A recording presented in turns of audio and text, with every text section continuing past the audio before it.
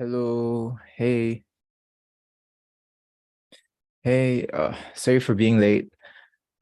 Yeah, just trying to I moved back home recently. So yeah, I was just like trying to set up everything and try out this new recording in this environment.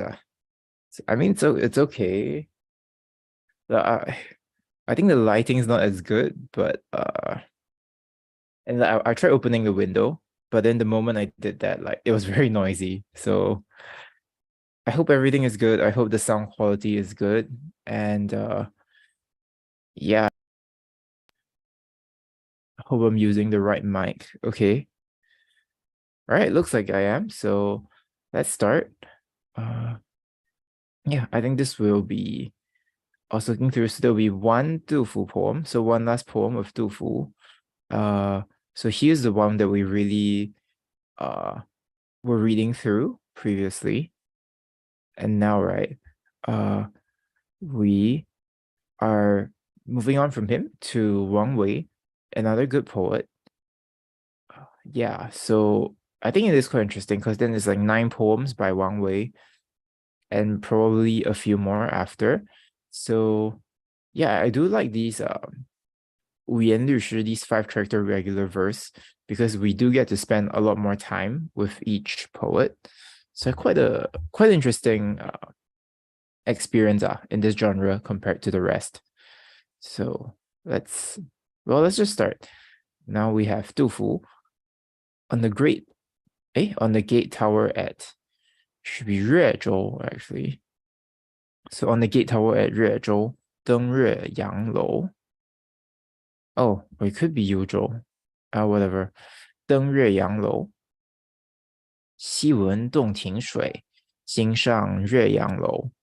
吴楚东南坼, 乾坤日夜浮. 亲朋无一字, 老病有孤舟. 戎马关山北, 平轩涕泗流. I had always heard of Lake Dongting, and now at last I have climbed to this tower. With Wu country to the east and Chu to the south, I can see heaven and earth endlessly floating.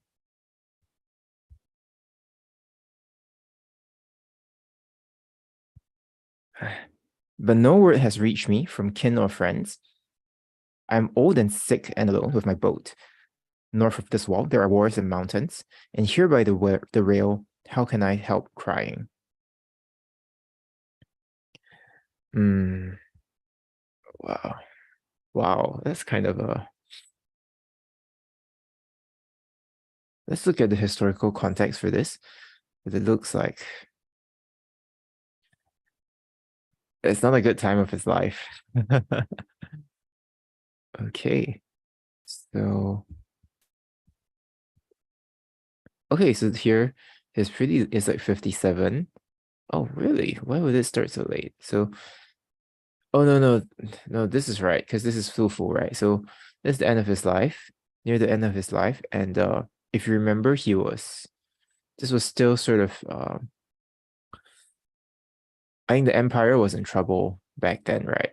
So yeah, um makes sense that he's talking about war here.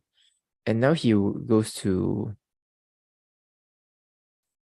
just this really famous place, this Yueyang Lou, and looking at Yueyang Tower.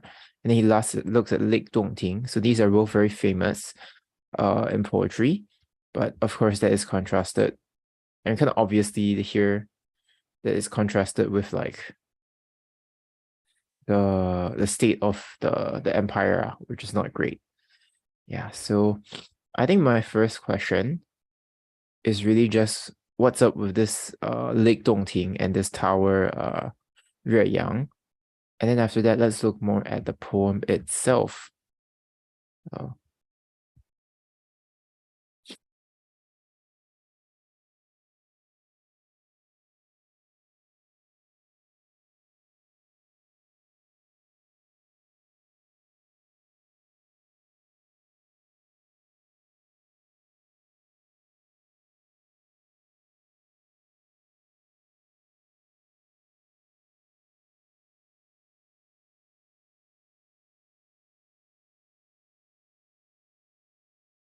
Oh, sorry, I'm just like sneezing all day and sneezing so much and yeah, didn't get a lot of sleep.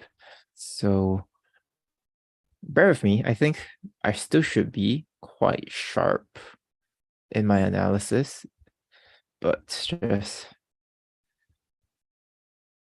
I say that and I instantly lost my train of thought. Wow, okay.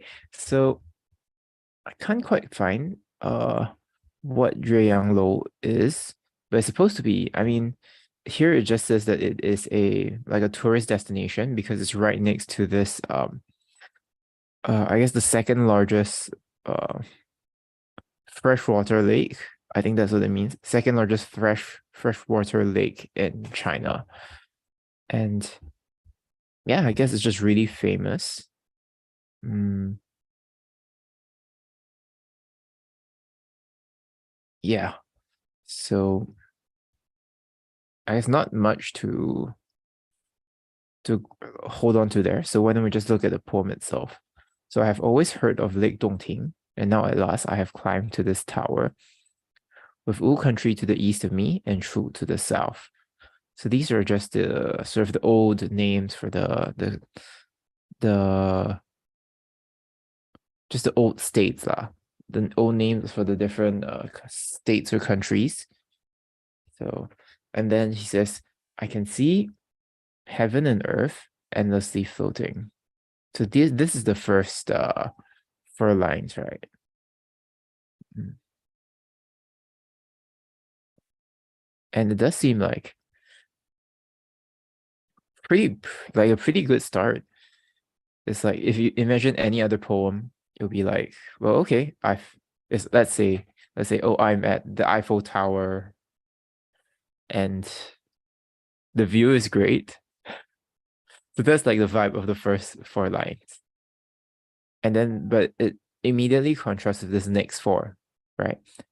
But no word has reached me from kin or friends. I am old and sick and alone with my boat.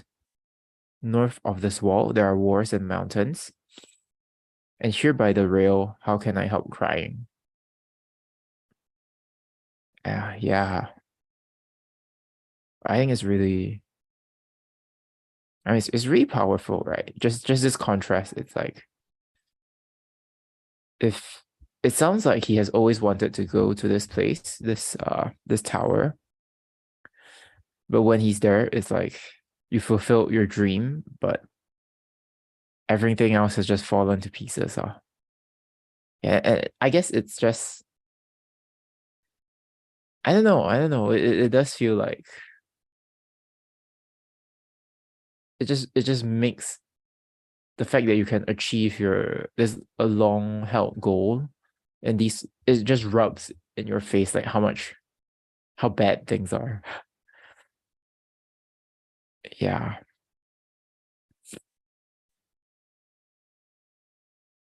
Like I mean I guess there isn't that much to like it's pretty obvious what's going on here, right? Just the second stanza is just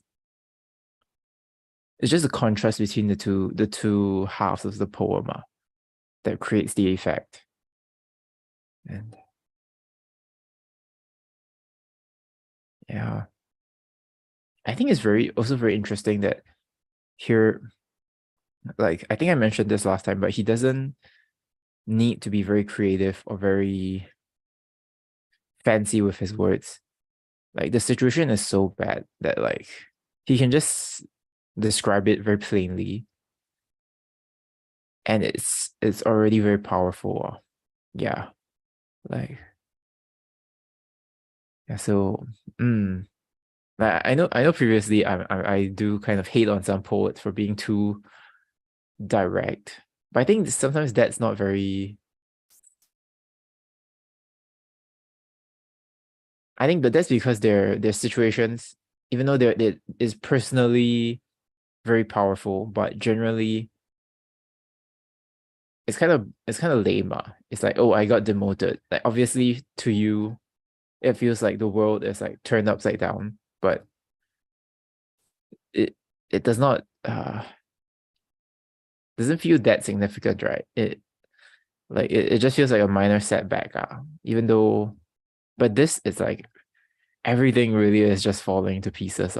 So I don't know, maybe it's just, or at least for some reason, I just really like this more. Or I like that he's just being very direct here. Yeah. So, okay. Let's look at some famous critics and we can move on.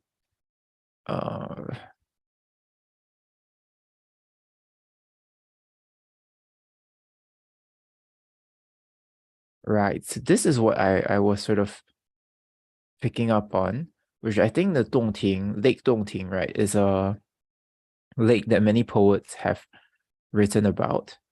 And I think that's why there is this contrast here, because so here he is at this very literary place, and he's himself is writing a poem. And that's why there is the connection goes from that to, but no word has reached me from kin or friend. So literally here it's like not one word. And then of my relatives and friends, right? So yeah, again, I think that is what. And actually with that, now it feels like there's another dimension to this poem where he's saying, I think it almost seems like all his literary accomplishments, they seem kind of pointless when what really matters are like the words. Like at this moment, what really matters are the words from the people you care about. Yeah. And like the state of the country. Yeah.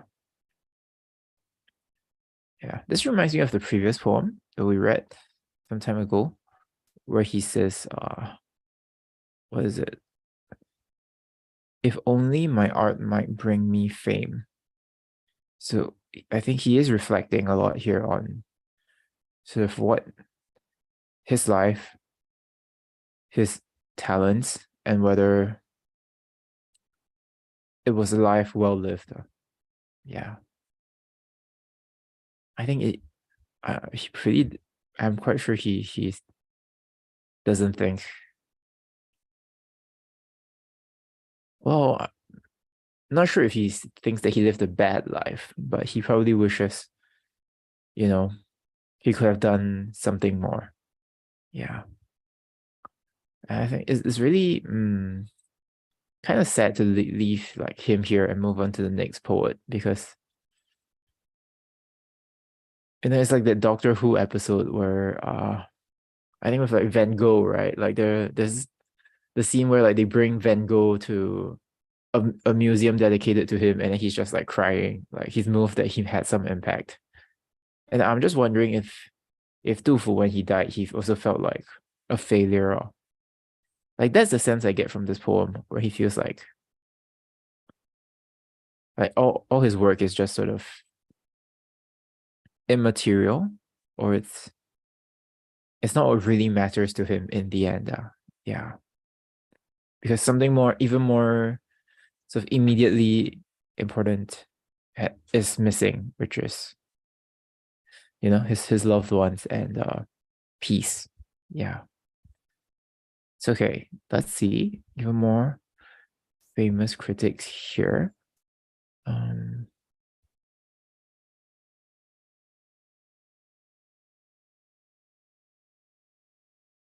mm,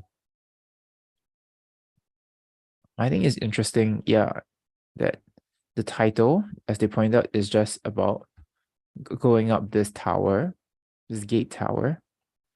But a full half of the poem is about just the state of his life, like the state of his friends and the war. So I think quite an unconventional and daring choice here. Yeah.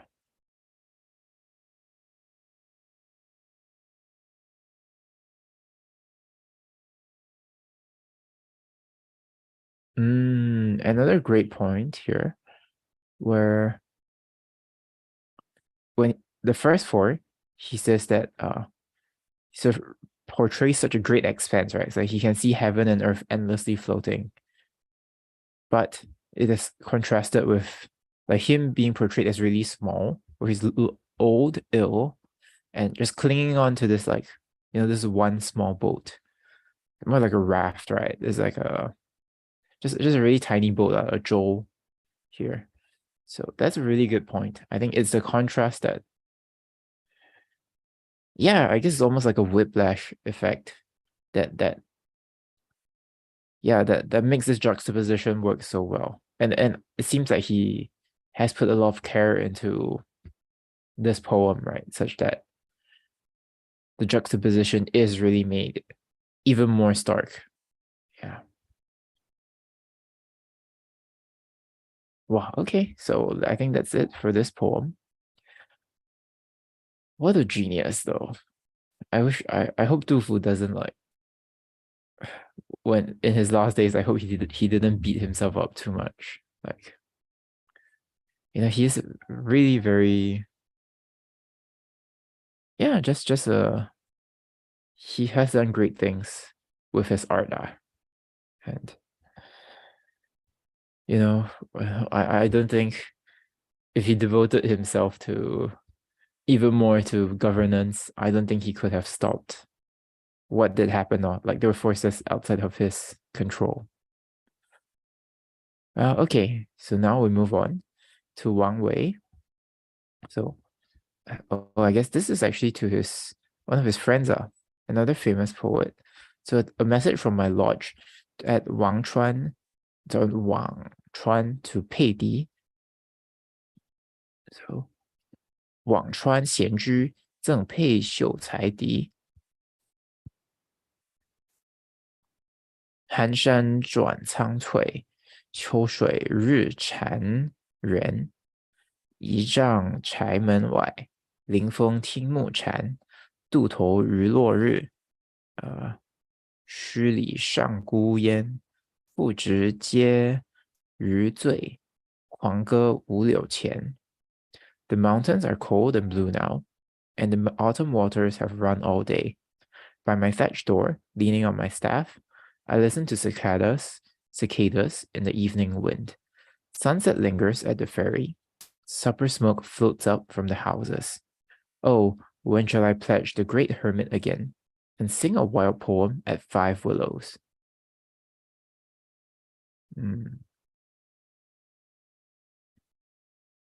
Well, who's Pei Di? I think, is he the same one I'm thinking of? So again, let's look at all the references first. Okay, that makes sense here. Interesting. And there's a reference I didn't catch immediately. And right, yeah, Pei Di is the famous poet. And they both, okay, so they're good friends, Pei Di and Wang Wei. They both sort of live in seclusion at Zhongnan Mountain. And they often sort of just sail and like play the qian, like play music, write poems, just like enjoy their time. And so this is one of the poems where like they write to each other. So he's writing this to Pei Di. So that's the context here. And it says, well, the mountains are cold and blue now, and the autumn waters have run all day. So by my thatched door, leaning on my staff, I listen to cicadas in the evening wind. And it's a very nice scene. I wonder if the cicadas.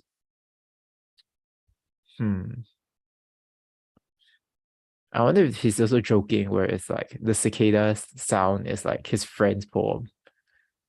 But next, sunset lingers at the ferry. Supper smoke floats up from the houses. So here, when he says, "Oh, when shall I pledge the great hermit again?" I think here it just means, oh, Interesting. Okay, so this is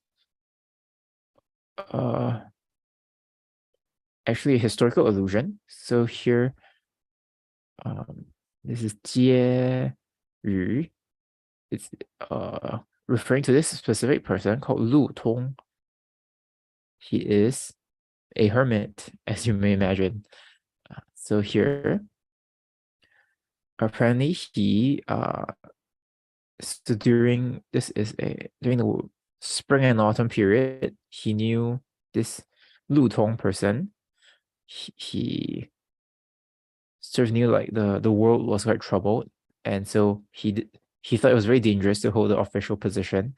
So he just acted to be like crazy and like became a hermit. So here he is using this person as like a replacement for, or to refer to Pei. So yeah, so kind of unflattering, I guess, but interesting. And then he himself, and he says, and sing a poem at 5 willows.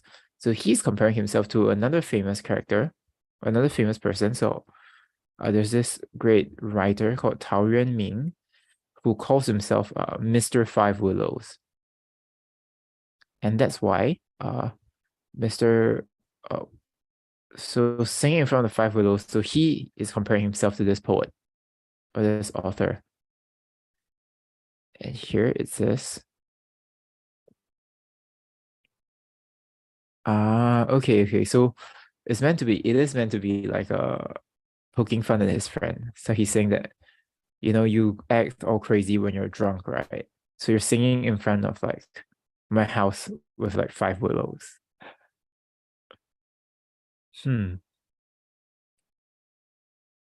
I guess so this is more of like a teasing poem.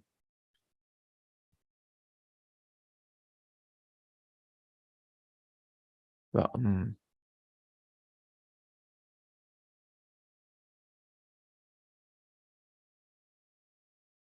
yeah, I guess it's like a light-hearted ribbing, right? That they're just poking fun of each other. Yeah. I'm sure if we ever read Peidi's poem, I'm sure he also makes fun of Wang Wei. So I'll be excited to see that, like sort of the reply to this.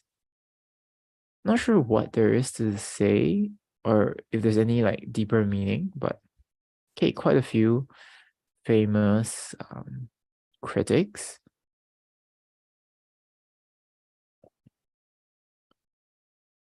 He says the style is quite fitting of Tao Yuanming, so it is quite fitting that he compares himself to that poet.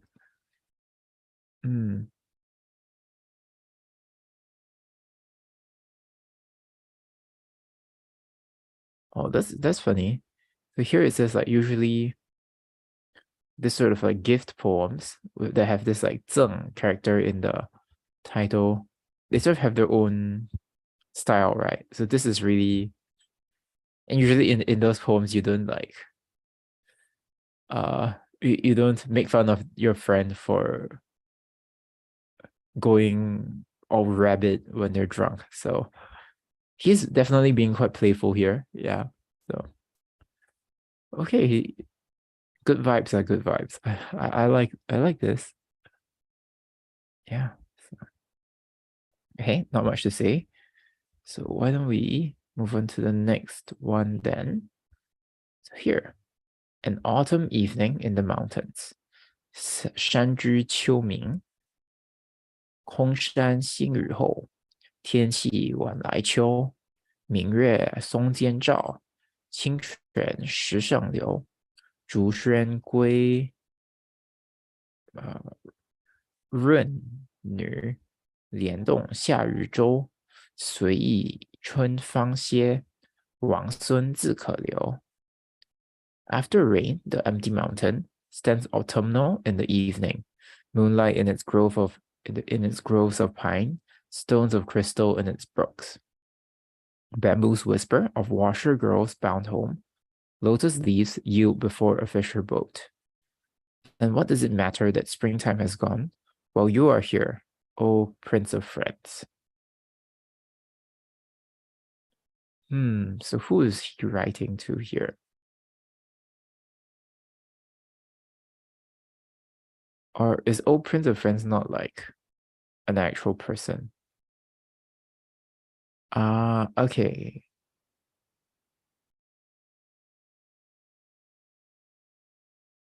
Oh, apparently he's talking to, he's actually referring to himself.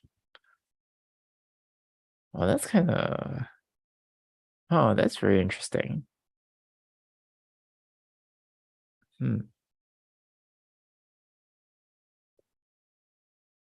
So apparently here, when it says Prince of, this Wang Sun, right, should be, I guess, descendant of a king, which means like a royal, like an aristocrat, right? Like someone of, yeah, just royal blood, or yeah, just noble blood. But later on, it also just generally refers to people who go into seclusion. So this interpretation says that he's actually referring to himself, like, like he is the one who is, well, let's retranslate this line when we get to it. I think it's slightly different from the English. Yeah. Okay.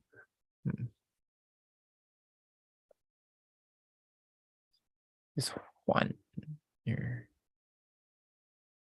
So after rain, the empty mountain stands autumnal in the evening, moonlight in its grove of pines,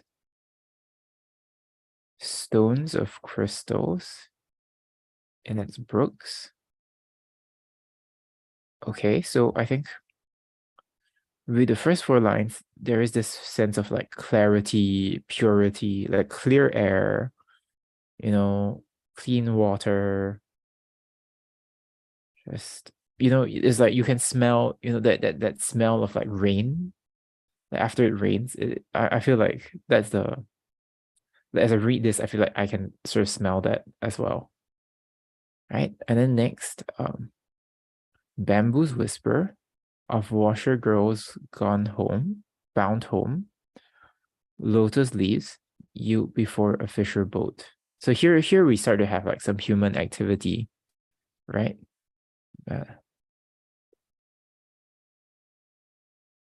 And this second last line is I'm not really sure if there's human activity here. Let's see.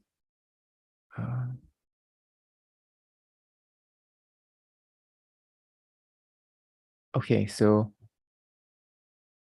all right, so here it means like, okay, so here I think I'll follow this interpretation, which says that the plants, the flora of spring, uh, they can choose to uh, take a break. They can like, wilt, right? Because they can wilt whenever they want. So I guess here it kind of does make sense. Like the springtime is gone, but yeah, it says that they have their own decision, right? But then I myself, like, I can choose to stay and remain. Interesting. So I guess, so here not only is these two lines about like here the human presence, but they're also about people leaving. These are washer girls bound home. I assume the fishing boat is also going home as well. So the lines 5, 6, 7 here are about sort of things leaving or things sort of ending, but it all leads up to him, where he chooses to stay, and he chooses to sort of remain and, yeah, just remain.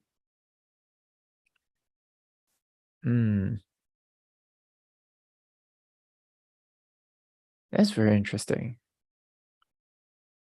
I wonder what he's trying to say with this.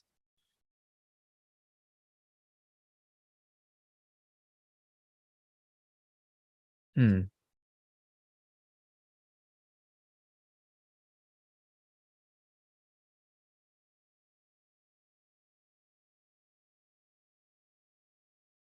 Hmm. Trying to look at these famous critics to see what is the point here.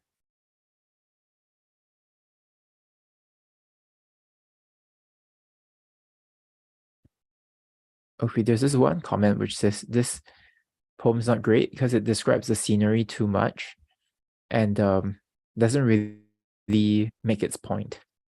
Yeah.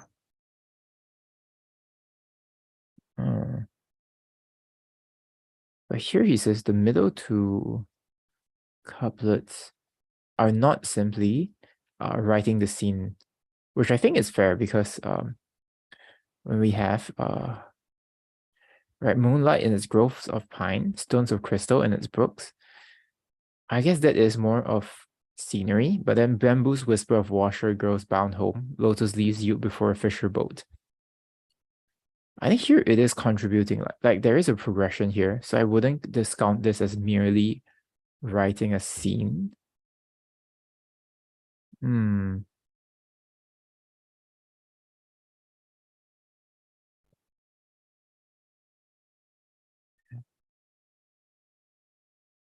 Yeah. Huh.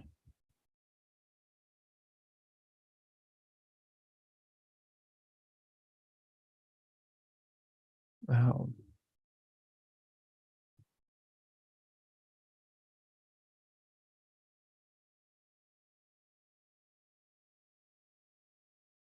I mean, I do have a reading that but I'm worried it's just too sort of too influenced by my own recent reading. But here's one way to look at it, which is, well, now it's autumn, it's night. That's it's after the rain. So it's a time of transitions. And now it's another transitions, people are going home. And there's just a lot of change. But for him, maybe he's like very at home with change, right? It's like change is the only constant. And so he you could say that he is the one when it says that he's staying, he's remaining, you could say he doesn't change, or you could say he is constantly changing. He's going along with the changes. So I think there is, well, I don't think I'll be too far off. This my reading is too far off. So that's my interpretation for now, is that he sees some sort of stability within all this change. Or he thinks he himself is a source of stability or a point of stability amidst all this change. Yeah. So which I guess as a poem, it really does convey a sense of inner calm, right? Yeah. It's like, when they say like you need to center yourself, like be your own center. I think I imagine that's the vibe that he's trying to go for. Yeah. And so we have already sort of looked through some of the famous critics. I think we could move on to the next one. Let me just close some tabs then. All right, so wow, we've been done with 3 poems already. Okay, so now here, another poem by Wang Wei, Bound Home to Mount Song, so 归松山坐.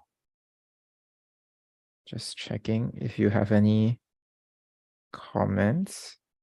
Okay, no comments, no worries. All right, so now, all right, let's read the poem. 归松山坐，青川带长泊，车马去闲闲，流水如有意，木琴相与还。荒城临古渡，落日满秋山。迢递松高下，归来且闭关。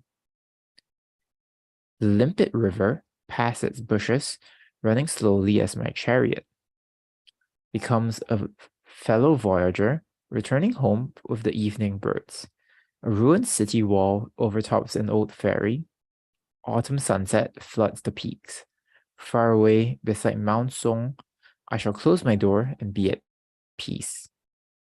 Well, first, let's see the context, but I imagine he just has a house near Mount Song. I mean, Songshan is also famous for where Shaolingsi is.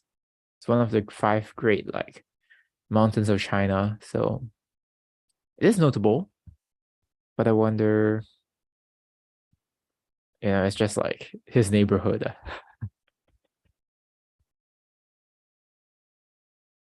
Okay, it seems like it's not like a very symbolic thing here.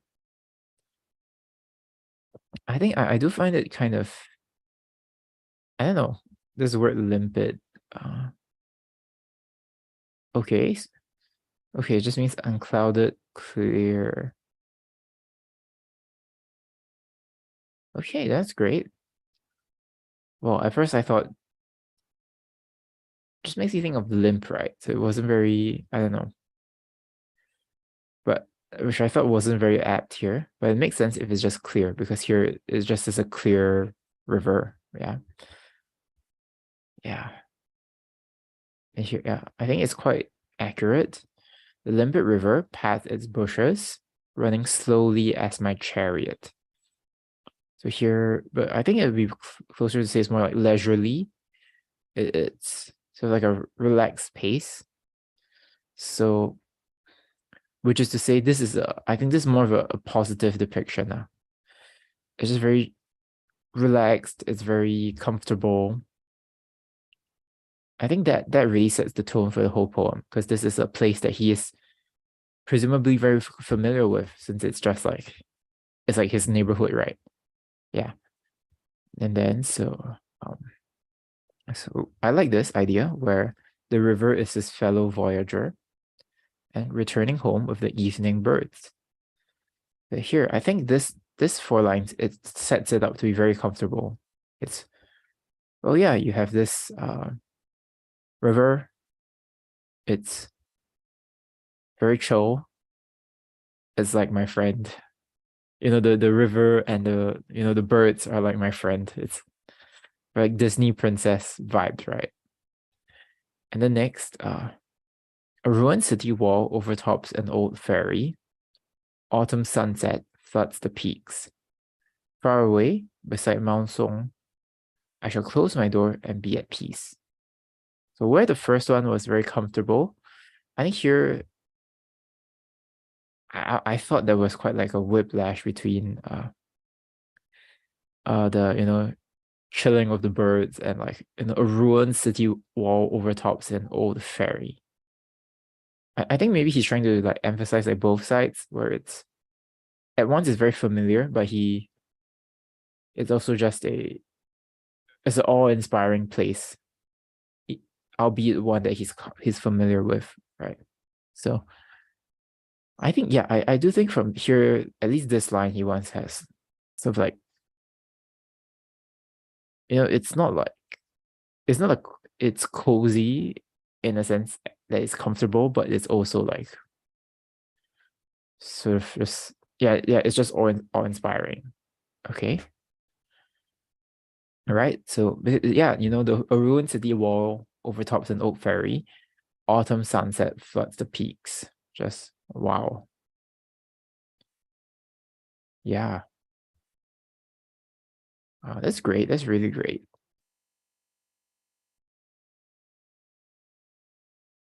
Yeah, wow. Here, there's this sunset. There's really here is like the falling, or the descending sun. And it fills the uh autumn mountains. It's it parallels really well. I mean, this is a direct parallel, right? It parallels really well with the ruined city. Faces overlooks the old an old ferry. So these put it another way, it's just he gives you these two things. They're like huge and they're both like high in the sky. And it feels like when you do that, you just naturally imagine like looking up at it, right? Like this huge thing. And I think like the it's almost like I can feel like my head like looking up. And it just gives you that sense of like awe. Whereas to the right, it's before that is like the water, you're like looking down. So it's almost like there's a camera movement, and if it's a movie, there's a camera movement. Yeah. And yeah, so this is yeah, so I guess I'm quite confident that this is trying to invoke some awe here. And uh, but far away, okay, beside Mount Song, I shall close my door and be at peace. Well, it doesn't really say be at peace. It just says I will close. I've come back and I shall close my door. Yeah. I can really see this as like a movie, it's like, can you imagine like he just slams the door shut and then the film ends, like a short film. It's yeah, I don't know. It's really very picturesque. It's really like watching a movie.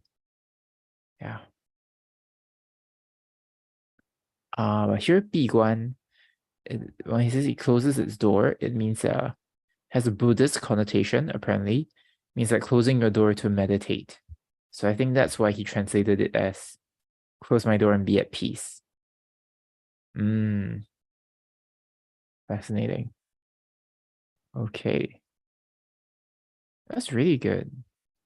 That's really good.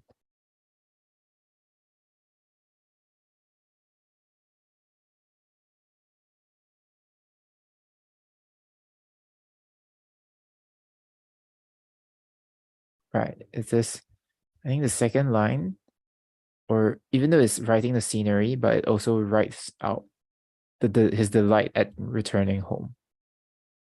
Right. I think it's the sense of comfort that I was talking about. Well, maybe not just comfort, it's like a joy of being like with others, right? It's like he's being surrounded with his friends. Like the river is his friends, like the birds are his friends. Yeah. Yeah. And then oh, I guess that's about it. Huh.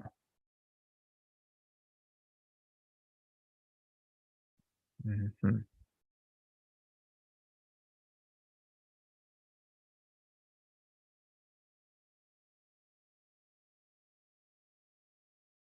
Okay, and let's move on to this next one. 终南山, Mount Zhongnan. Very famous mountain. Okay.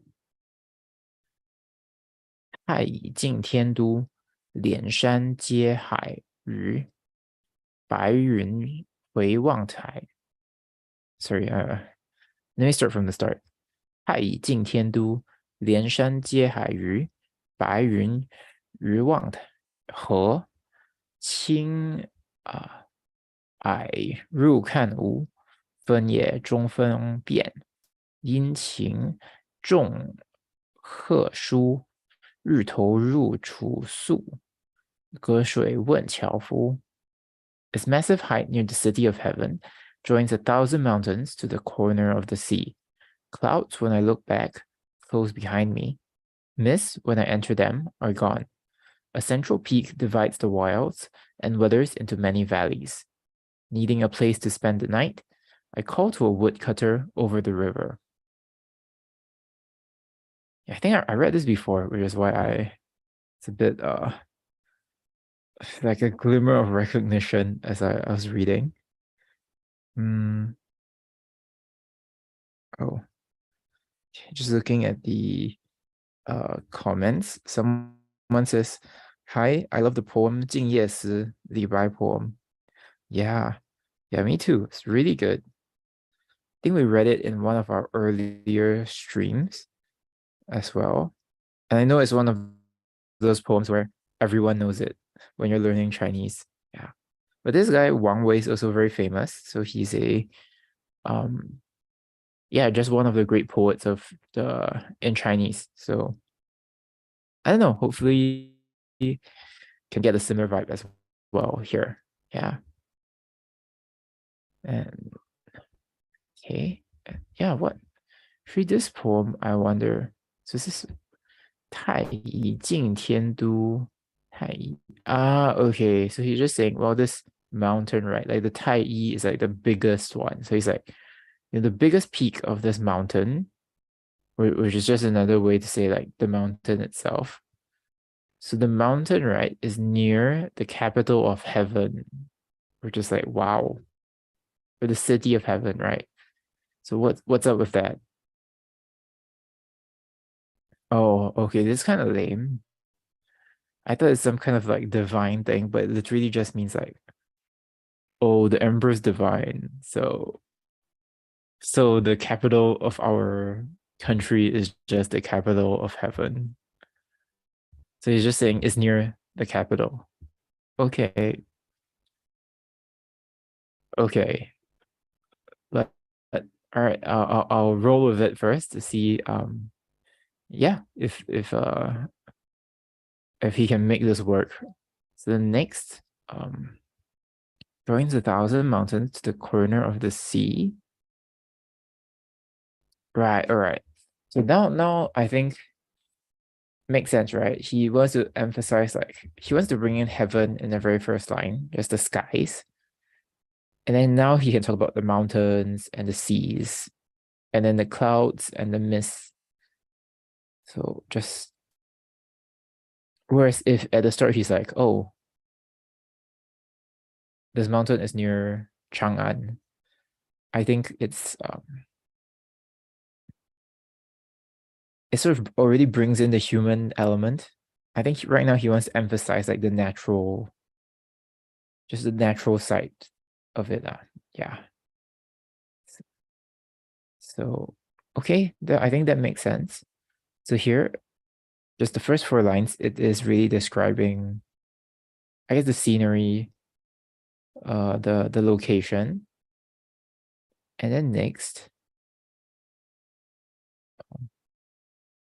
a central peak divides the wilds and weather into many valleys.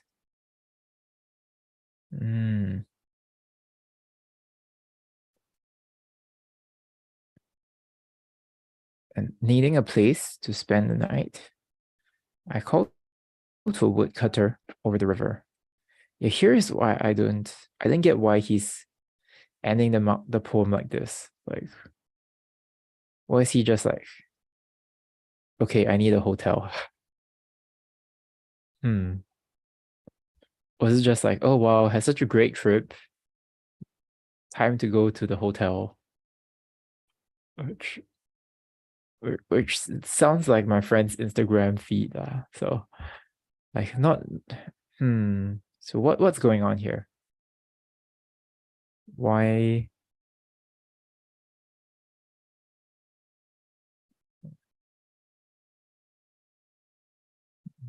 Okay.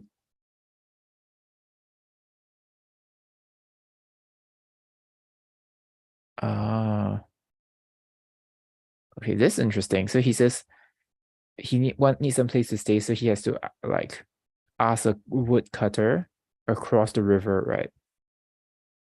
Is to emphasize how just far away from, but like there's no ready place to go to just stay lah. That's like he really has to like, it's not like just you can just walk and find like a shed. You have to like, he has to like shout across a river to ask like just some woodcutter who's there. And presumably, I mean, then the house is not just there, right? Like they have to walk to like wherever the guy lives. So interesting. So here he says that actually the last 2 lines are sort of it's sort of just emphasizing the sense of naturalness, like desolateness, wildness that sort of is begun in the very first line. Yeah.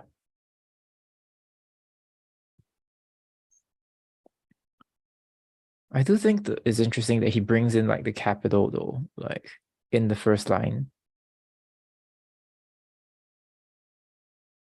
Like, does he, if he really wanted to emphasize how far away from like worldly things, isn't there a way to talk about it without bringing it in this very first line? Like, even though you say it in a way that's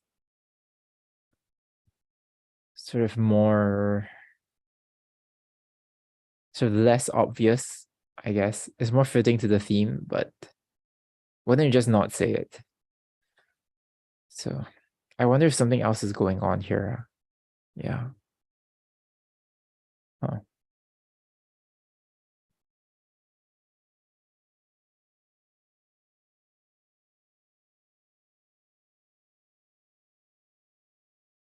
Okay, this guy's taking a very political interpretation where he's like, I don't know, I think he just takes like all the scenery to like be some sort of like specific political reference. I don't think I don't like this sort of reading, so let's just skip that. Yeah. I mean, this could explain why he talks about the capital, but I don't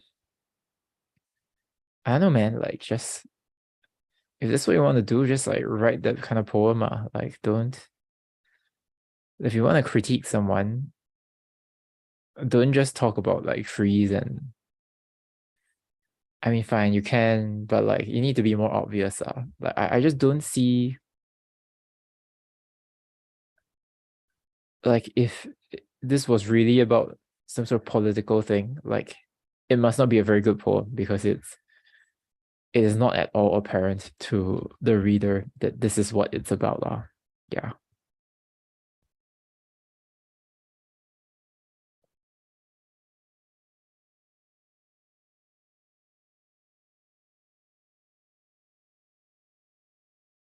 Oh. Interesting. Is this about the height? So I think here then he's reading the capital of heaven as like actually a divine like cabin in the clouds. So he's saying like first one line is about height, and 3 and 4 are about height as well. The second one is about I guess vastness, like breadth, and then 5 and 6 are about breadth as well. I think that's a really nice way to look at it. And yeah, I think actually I like that he's also reading it the way I would have, which is that it's the mountain is near the heavenly capital because it's very tall. It's near like the where all the deities live, all the immortals live. So yeah, okay, if we take that reading, then I think I'm pretty, I don't have any major puzzles of this poem. Yeah. So it's all about how big it is, how big it is, and then so big that it's hard for him to find a place to stay. I guess that's the implication. Yeah. Wow.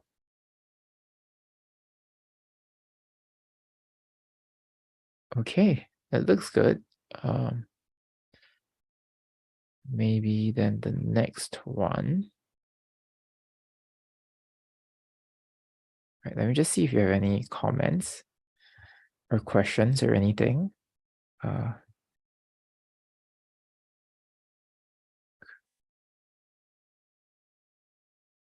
Oh, Jose says, I was thinking it was about a nice landscape. Yeah, me too. I think it is just about a nice landscape. I hate those people who always read like something very deep into like what probably isn't that. So if we ever get to reading the Shi Jing, the classic of odes. It's also on this website. I can show you. Yeah, if we ever get there, I hope.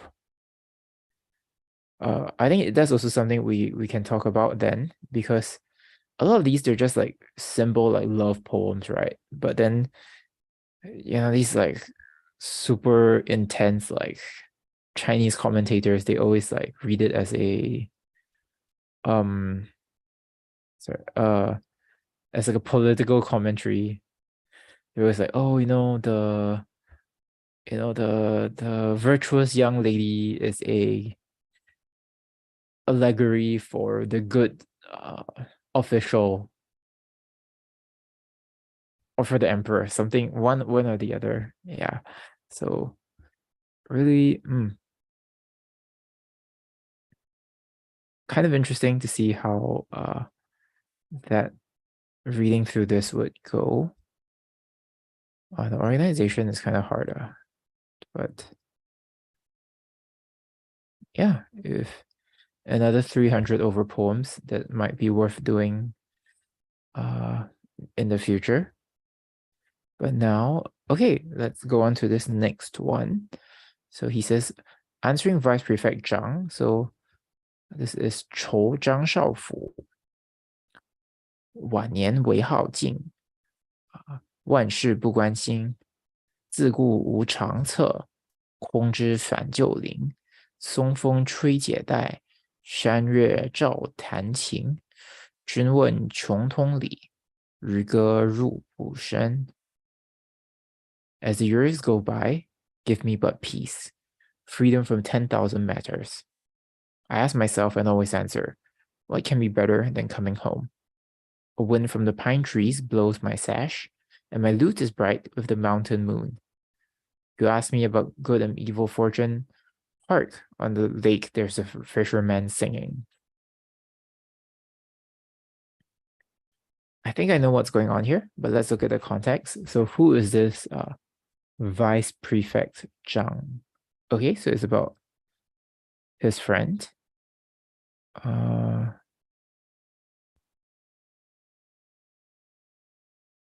Interesting.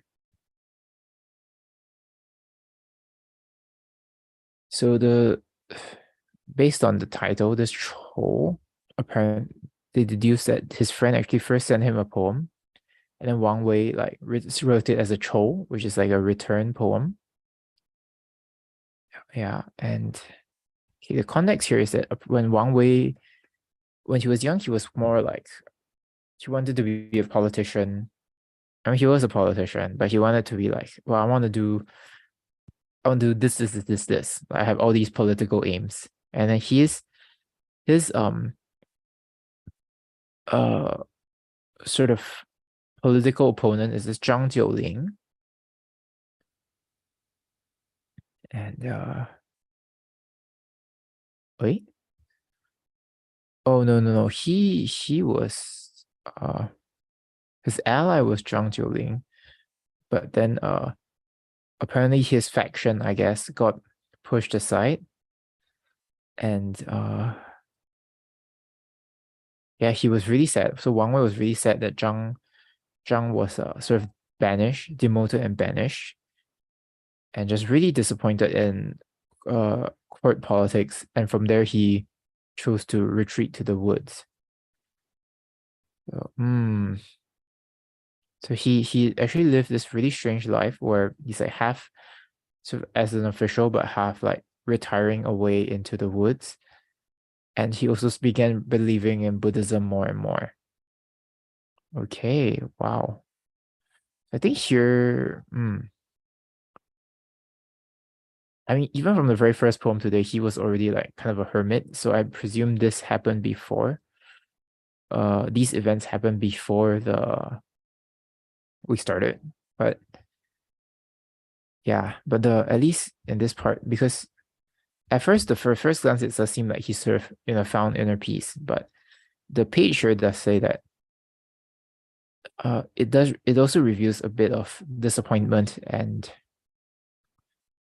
just almost like resentment. So I think that's interesting. I'm very curious to read it again. I'm just looking for information about his friend. Oh, it was Zhang Shaofu, just Zhang Jiuling. Oh, okay. So I guess it's just his friend who got demoted, is it? I guess so, yeah. Okay. That makes more sense then. So, as the years go by, give me but peace, freedom from 10,000 matters. But here it says, in his late years, I only prefer peace. So I think this could be read as I have attained peace or I am seeking it. But here this is like, well, I guess this English can also be read both ways. So yeah, not a bad translation. Then next, I ask myself and always answer, what can be better than coming home?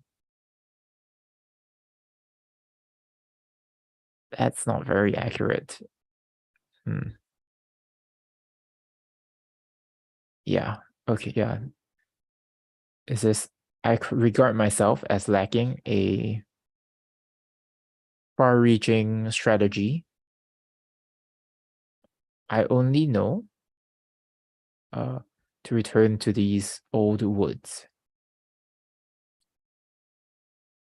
So here, I think the strategy uh, could be for himself, but given the context, it could also be read as like a policy for the court.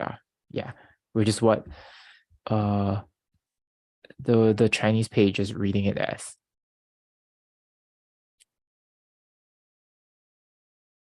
I think I see what it means by the resentment and the disappointment. I think here he really feels like he has failed.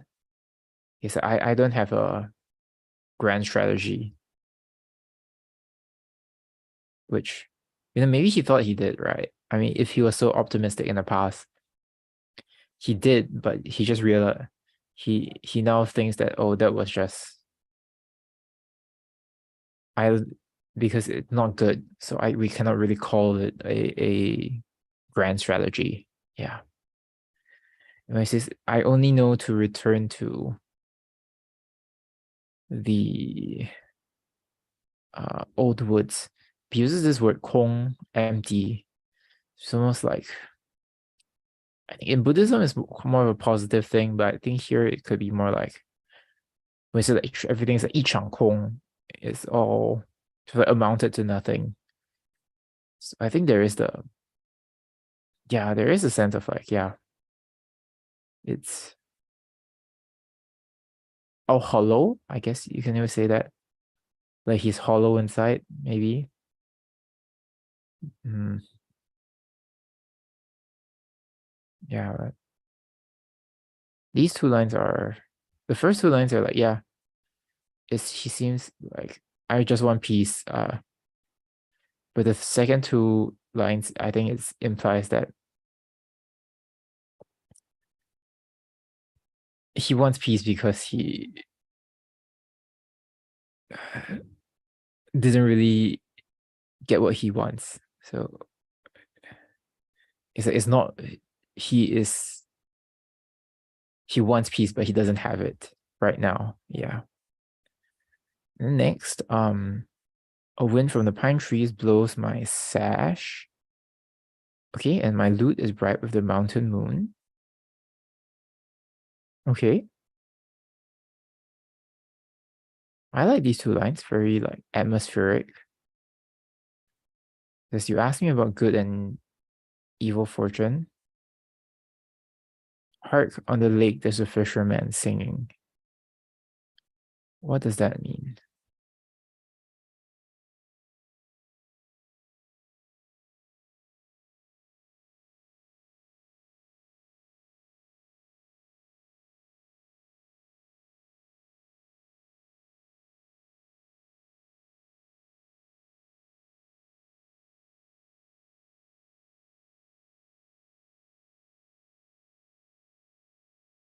Yeah, I think apparently it's supposed to be some sort of reference to uh this old poem called about a fisherman.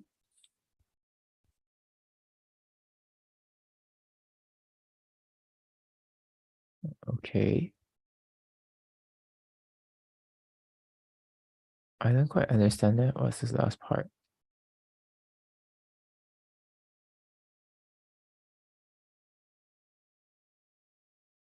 Yeah, I think the fisherman is supposed to, apparently he's just like, he's singing.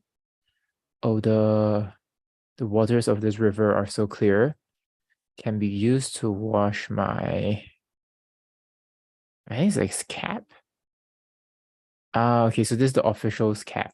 Okay. And but the river of the water of the river is muddy. It can be used to wash my feet. I think he's saying like, so just let go of all these worldly obsessions.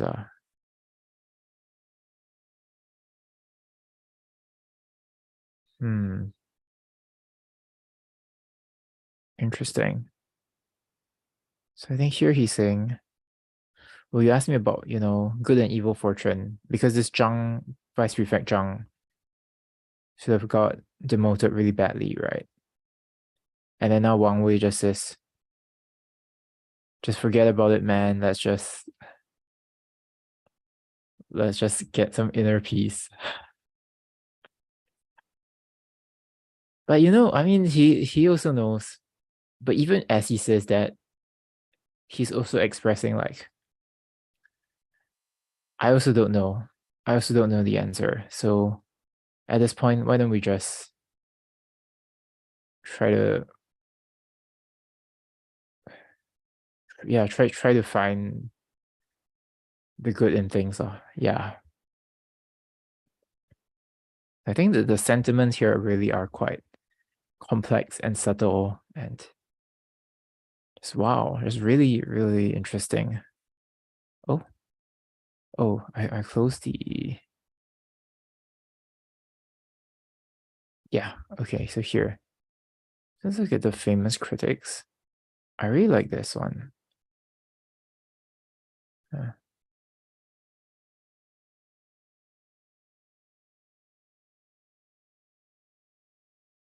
um,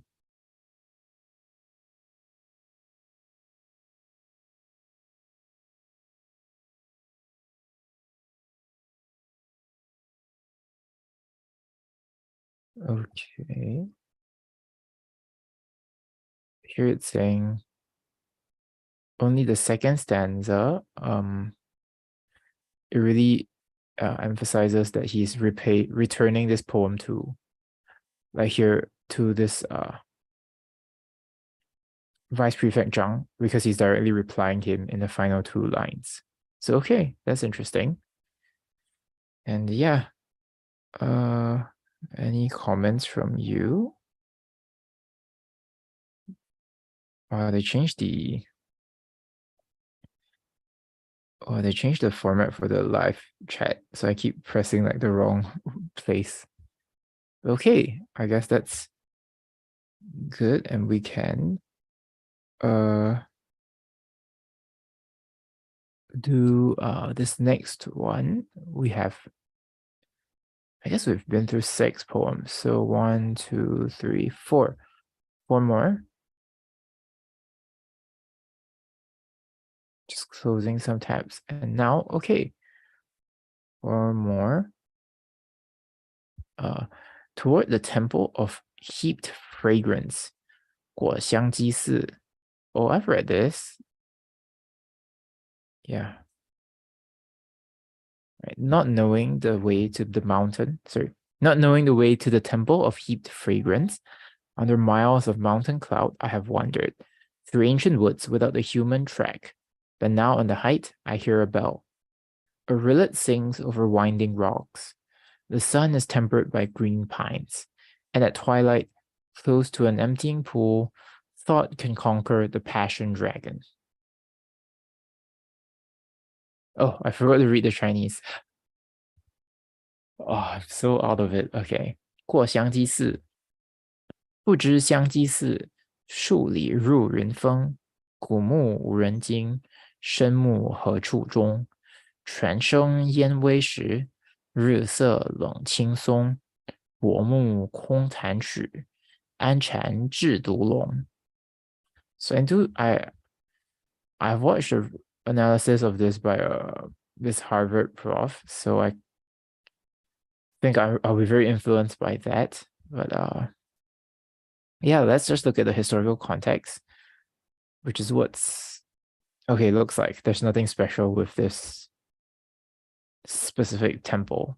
So let's just go right into the poem then. So here, so he doesn't know this place, right? He doesn't know the Xiangji Si, this temple of heap fragrance. He doesn't know very well. And so several li, several miles, he's entering like these cloudy peaks. He's climbing the mountain. He's sort of just wandering, yeah. And through ancient woods without a human track. Like yeah, he really is like off the path now, right? And then, but now on the height, I hear a bell. Like, don't you think this is already? I mean, because I know this is a Buddhist poem, but don't you feel like this is already like a metaphor for like enlightenment?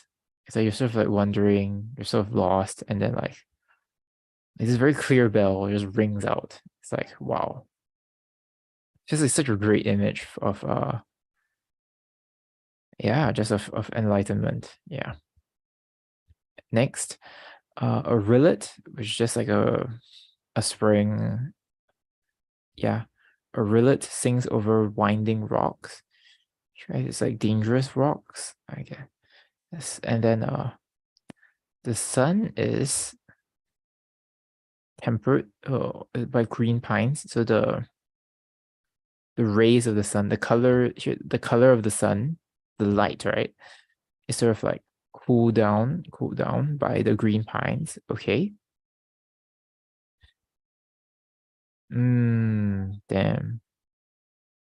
And at twilight, close to an emptying pool, thought can conquer the passion dragon.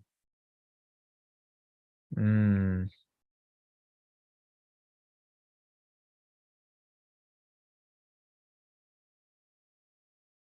hear the sound of the spring, right? This yen is actually like it chokes, right? It silences. And then here is also the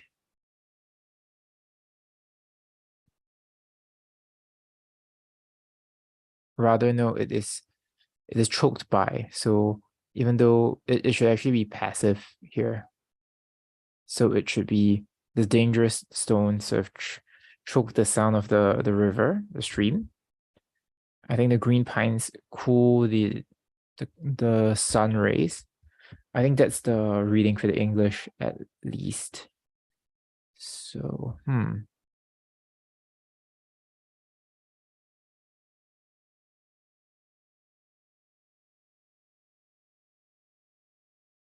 okay.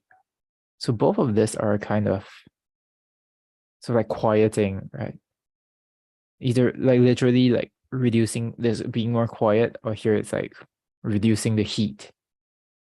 I think this is a good metaphor for, the like the sort of losing these human passions, these these passions that you're supposed to control in Buddhism.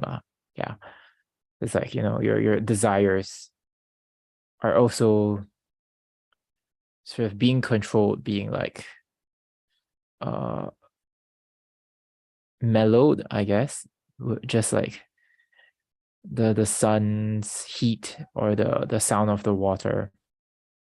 And then this last part, yeah, and at twilight, close to an emptying pool, it feels like, oh wow, everything is so calm. Like and then now suddenly there's like shocking line, right? Suddenly there's this passion dragon, this poison dragon. So it's like So the first part is calm. It's like calm meditation. Yeah. But it says the calm meditation can control this passion dragon. It's actually, it's like, even though everything else seems kind of calm, is the previous three lines is the result of a lot of work. And like the passions are like this poisonous dragon that is, it takes a lot of work. Which is, yeah, it takes a lot of work. So it's like, this makes me think of like like they say like the duck is like on the pond and like it looks like it's not doing anything, but like below the surface it's like paddling like crazy, that kind of vibe. So I think that's the sense I get here, where he says, you know, it's like inactivity requires a lot of activity, I guess. Or like seeming to achieve a state of like non-wanting, of like to reduce, you need to increase your activity. You need to work really hard. Yeah. And yeah, I guess so here, this Xiang Ji Si, he's not really describing the, well, maybe he is describing it in the second part. I presume he reached the temple, but I think here the Xiang Ji Si is basically a symbol for enlightenment or Buddhist self-cultivation. Yeah. Okay, that's my take at least. Let's see.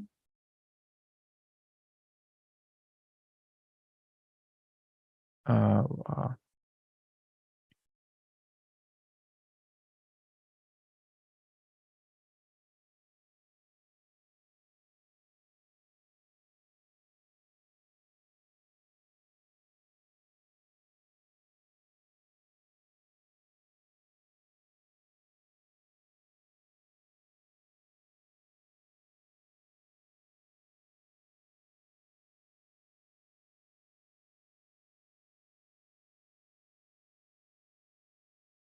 Oh,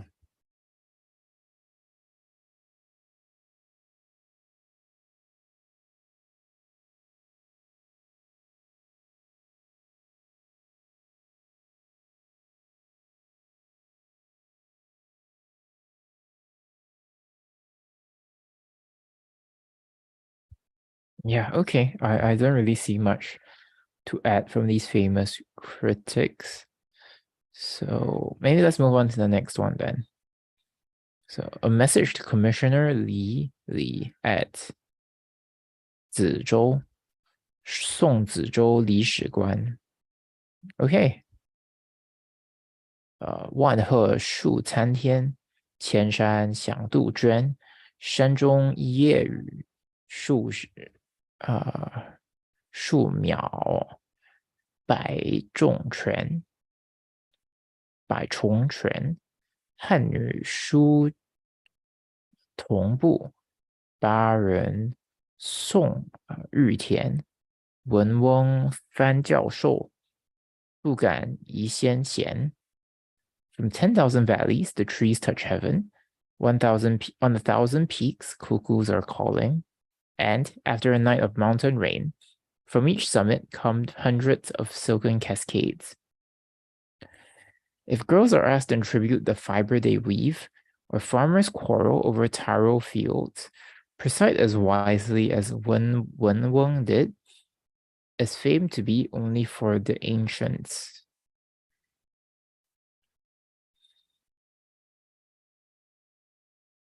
Is he just giving like career advice? Oh, okay. A comment from Jose who says he agrees. Oh, okay, that's great. Yeah. Yeah. Okay. Sorry, I really should be checking the chat more. I think I'm a bit slower on it than I prefer. But okay. So let's see, who is his friend? There's a Commissioner Li. Oh,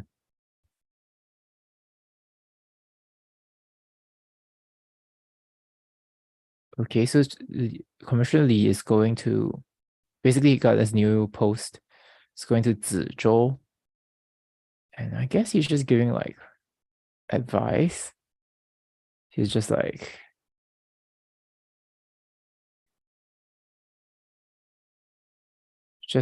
oh, Zizhou, this place you're going, how exciting. You know, do a good job. Okay. Okay. So, all right, so the first is the scenery, right, of Zizhou. So from 10,000 valleys, the trees touch heaven. On 1,000 peak, cuckoos are calling. And after a night of mountain rain, from each summit come hundreds of silken cascades. So that just means like, it's just water, by the way. The cascade is like water just falling down. Yeah.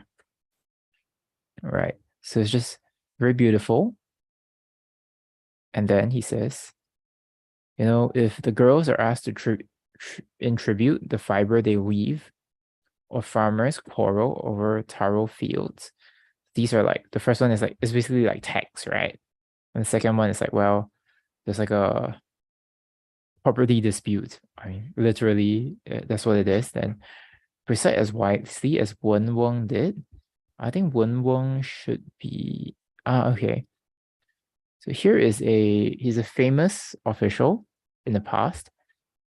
And even though he was sent to this kind of rural, underdeveloped place, he built like, really good like educational institutions, and then that I brought in like talented people and caused it to just be developed. Yeah. So that's what he did. He says, well, Wen Weng, the 教授. Okay, so this is not translated here, but 教授 is like now it just means like professor. But in the past, it's also a name for like it's the name of an official who's in charge of like teaching. Yeah. So Wen Weng, so Wen Weng managed to sort of like bring about like all these I guess just professors that are just these professors to he makes this place full of professors. So then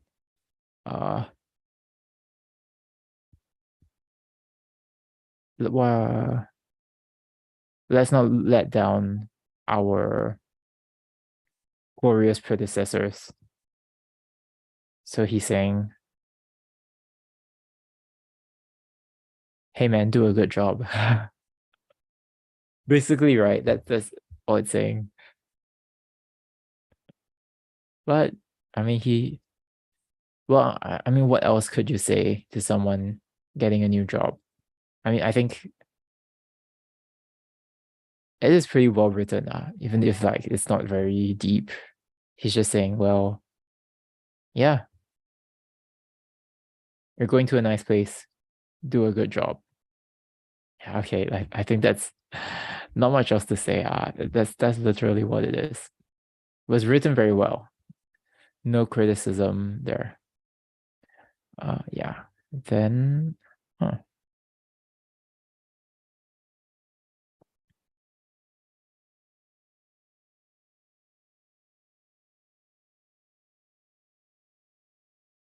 Okay.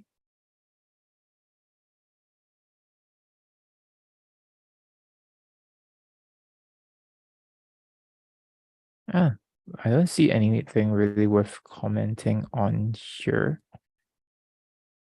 from the famous critics. So, okay, let's move on to the next. So, this 9th poem of the day, A View of the Han River. Oh, that's great.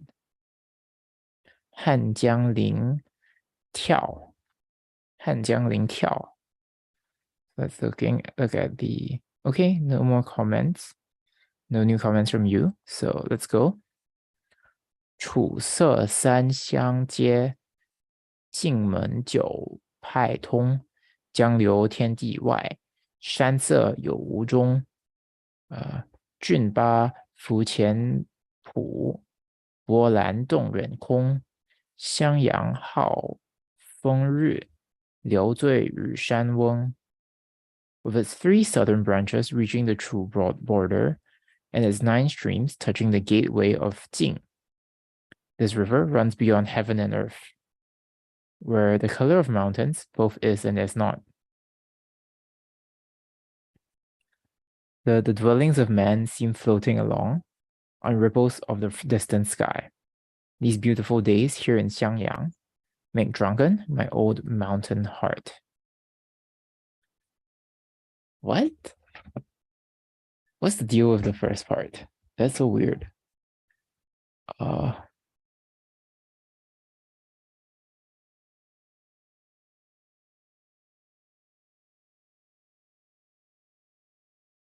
Okay, so there's nothing. He literally is just like the context of this is he's looking at the Han River. So he's describing the river. Okay.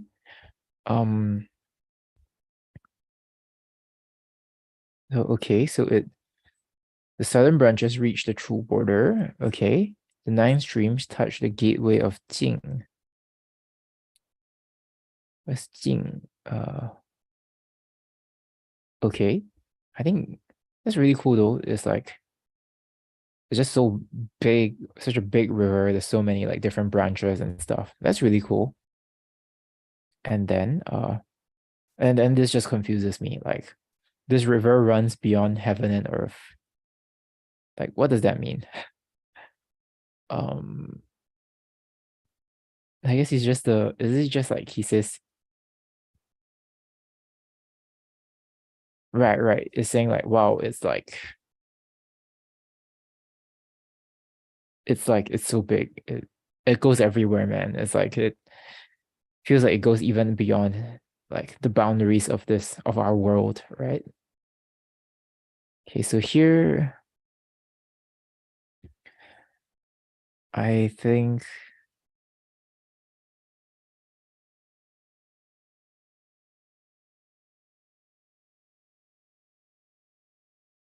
it's kind of weird, but the color of the mountain both is and is not. So this is saying that because it's very misty, like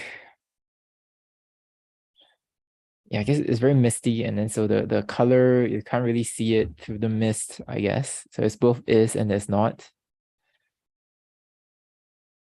Okay, I guess. Not really sure why he has to point this out though. Yeah, I think I'm I would be more inclined to say like Yo and Wu here is like it's just between being and non-being. Like being I think it sort of that sort of matches better with this like he talks about heaven and earth, just these like very like huge like things. I think and being and non-being Yo and Wu are like sort of really common themes, I guess, a common concern, like a metaphysical principle, entity in Chinese philosophy. So I'm sort of leaning to translating this as like being and non-being. Yeah, yeah. So I mean, it could still mean like it literally is, it is or is not, right? But there's also this other layer of like it's like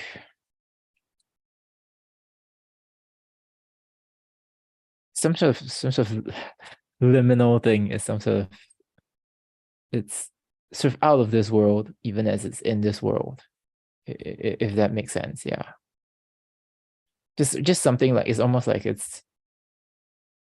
just exists in a different way. Yeah, from like us normal people. I think that's the vibe he's trying to get.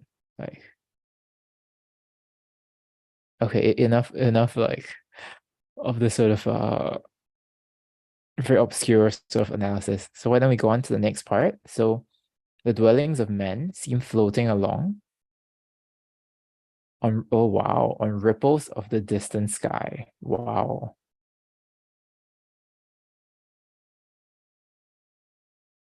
Oh, that's really beautiful. Wow. I guess this is because it's all reflected, right, in the river. So it's like then the water ripples, and then it's like the sky is rippling, and like the houses are on the river. So it looks like the houses are floating on the sky. Like, wow, that is so cool. That is so cool. And then these beautiful days here in Xiangyang make drunken my old mountain heart. Hey, wow, that's really cool. That's really good. Just hmm. I think this whole I mean, yes, it's a river, right? You're like, wow, it's a river. But I think the way he experiences it, it's so because it's such a big river. It's the way he writes it is almost like a just an out of this world experience. It's really like he's like in another realm almost, and yeah, just I think it's really cool that he tries to capture that in this poem, and then he gives us a sense of like what it is to like yeah he gives us a sense of like a version of a out of this world experience as well. So really super cool. I like this a lot. It's not very deep, right? It's like nice river, bro. But it's just cool. It's just cool. It's like when people make fun of Avatar, it's like, oh, there's no plot. The blue people Avatar, like, oh, there's no plot. Just looking at the CGI. But CGI is great, right? So then yeah, I'll enjoy the CGI. Yeah. So uh that's that for that poem. But let's look at some famous critics here. Um, hmm.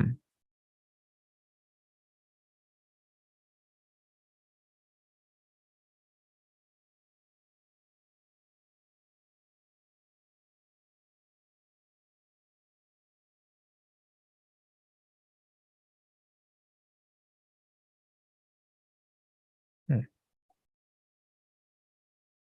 Interesting. Some criticism here as well, but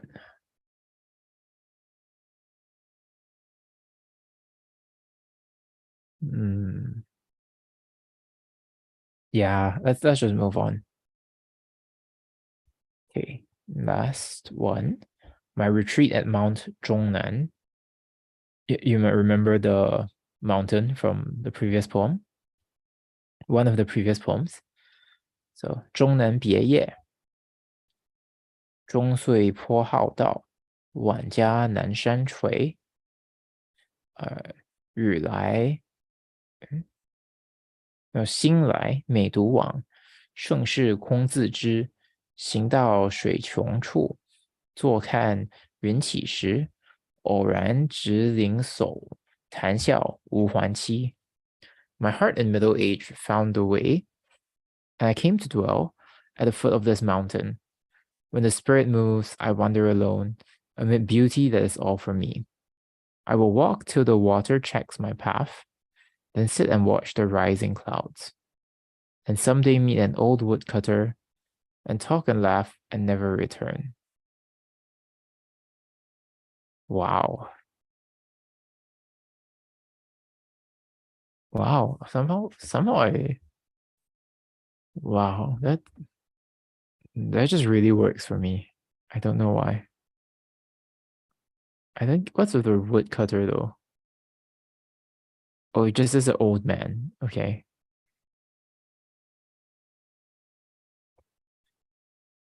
What's the deal with the woodcutter? Is he like a some sort of immortal?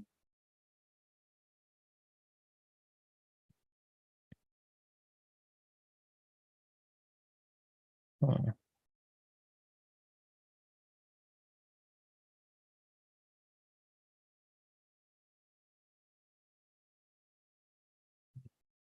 Okay, let's just go line by line. My heart in middle age found a way. Okay. And I came to dwell at the foot of this mountain. When the spirit moves, I wander alone. I think when the spirit moves is like his own spirit lah. Like when, oh, shoot. Is it when he gets the vibe, when he feels like it, then he will go wander alone.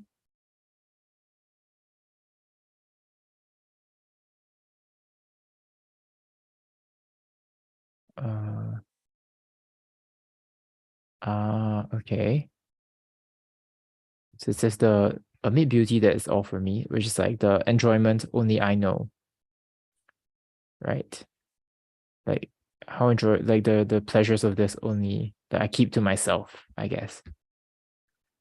And then yeah, we'll walk till water sort of checks my path, or the water sort of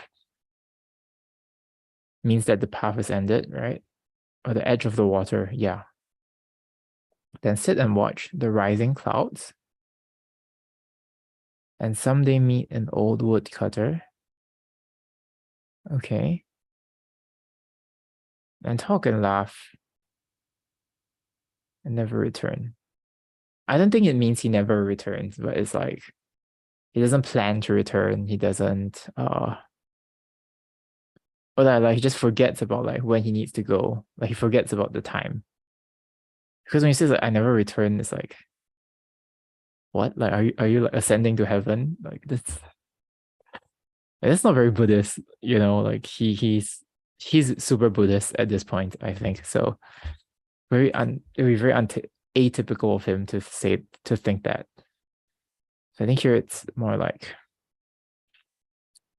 just like the pleasures of like wandering, enjoying nature, you know, and like simple human contact. You know, just talk like it's not talking to like some fancy dude. It's just like an old woodcutter, like just laughing about, you know, small things. Yeah. I think the sentiment is really, yeah, wow. Just a really nice idea. Really nice yeah,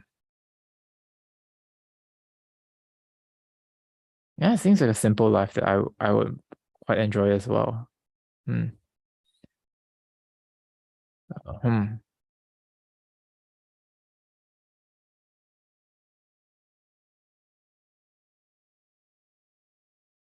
Wow.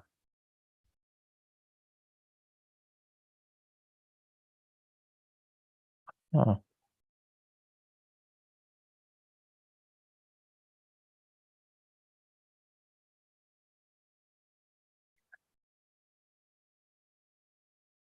yeah, okay. There's nothing.